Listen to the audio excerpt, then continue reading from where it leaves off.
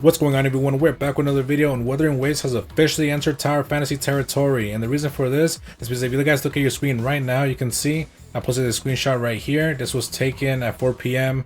PST. This Twitch category, I went by highest to lowest. Wuthering Waves is 17.9k viewers. And you guys look at this other screenshot, you can see Tectone is half of those.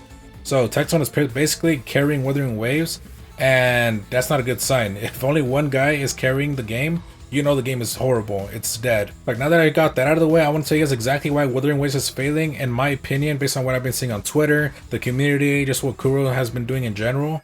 And the reason for this is because the game is honestly not that good. I personally finished Wuthering Waves story. I did most of the missions that there is to do. I caught a lot of echoes. Pretty much I experienced what the game has to offer in its fullest, to be honest. I didn't do 100% completionist, but I got enough of the game done that I'm like, okay, cool. Like, this is a good point to stop.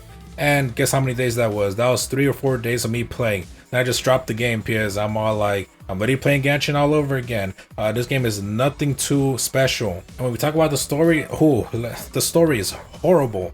It's nothing but a yap fest. They could have taken out 1/3 of the dialogue and it'll still make sense. Like, dude, it's boring, man. There's a reason why they added the skip button to the story, because nobody wants to listen to that story. It's boring, it's trash. You could go the whole story and not know what's going on, because they info dump so much stuff on you. I'm like, dude, I still don't know what I read because there was so much stuff to remember, so much stuff to read. I'm like, dude, at this point, I'm too far gone. Let me just skip the story at this point. But I actually sat through the story. I only skipped the little side quests, the non-important ones.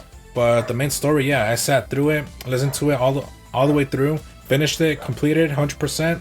And I still don't understand what's going on. Like, if your story is so bad that you have to implement a skip button, dude, that is not a solution.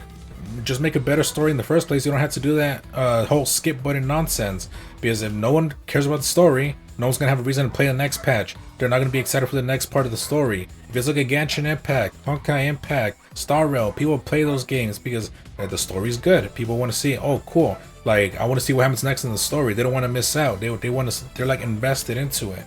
Because Genshin, like, I can guarantee you guys, once the Natlan story comes out, everyone's going to be on this game. And this goes to my second reasoning as to why Wuthering Waves is failing so fast. It's because everyone sped around the game. This is the problem when you guys have an overhyped game, brand new game that's like, oh man, this game is going to be Genshin killer. I called it. They're not going to have enough content to satisfy the players for a month until the next content update. Because we still have another good like 19-20 days to go, guys, and people are already finishing the game. They finished the exploring, the side quests, pretty much everything there is to do in general. People are maxing out. Now they have nothing to do left. They're like, sure, the end game content, the roguelike mode, whatever, but that's not fun, dude. Like, it's literally repetitive, same thing over and over again. It's literally just like Star Rail, man. Like, Kuro games, unoriginal. Like I said, I am not gonna invest in that game when I already have Star Rail, Genshin, Honkai Impact 3rd. It is nothing special. I called it. If it is not anything unique, if it doesn't have the content to support the game for over a month, it is going to lose players fast. And that's exactly what happened. It lost the player base. Now let's go to my third point, is that people were coping with Wuthering Waves' horrible release with the performance issues. The localization was trash. Just everything in general about the game, horrendous, horrible launch. And people are comparing that to Genshin. They're like, oh, Genshin has so many bugs too, and all, and yada yada. But Genshin Impact was actually playable. It was actually fun. People didn't really care about the bugs or stuff like that because they actually enjoy the game. What I want to add on top of this is that we are in 2024. This is a brand new game. They're competing against Genshin Impact, and this is what they release. That's not gonna slide by so many people, dude. There's a reason why they're leaving in waves, because they expected more from this game. It did not deliver. There's so many mistakes, the localization issues. I'm pretty sure you guys are aware about what happened in Japan, in which they mistranslated the weapon, and people rolled for a weapon that didn't do exactly what it needed to do. And Wuthering Waves pretty much didn't do anything about it. Like, they're like, oh, and contact us for individual refunds. They ended up not doing that. They're like, oh, go talk to your credit card provider or your payment provider that you used to buy the stuff for the gacha. So if I'm gonna be honest with you guys, I have a whole notepad about why Wuthering Waves is not satisfactory as a game. And I've been taking notes as I've been playing the game. I'm like, okay, there was this issue, there was this issue. I grabbed this from Twitter that I didn't like. This game featured whatever that I didn't like.